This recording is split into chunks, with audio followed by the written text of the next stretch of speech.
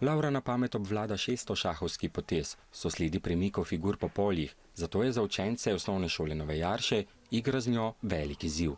Danes tukaj je v bistvu bolj sproščena igra. Igra je drugačna, seveda nepopolna, dela več napak. Vedno začne nekako pol odprto, ne napada z vsemi močmi, ampak poskuša postopoma premagati nasprotnika. Laura trenira šah 6 let. Za kraljevsko igro jo je navdušil dedek.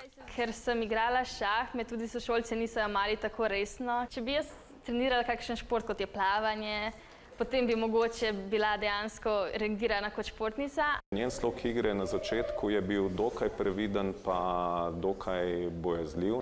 Potem pa naenkrat se je naučila tudi v igri večje agresivnosti in je začela uspešno igrati tudi z veliko močnejšimi igralci od sebe, jih tudi premagovati. Šah spodbuja ustvarjalnost, krepi spomin, uči sprejemati poraze in nagrajuje zmagami.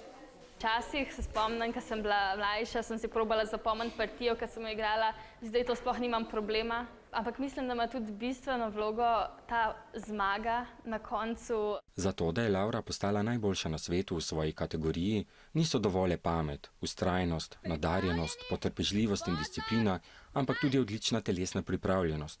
Zato Laura mlade razgiba na svežem zraku.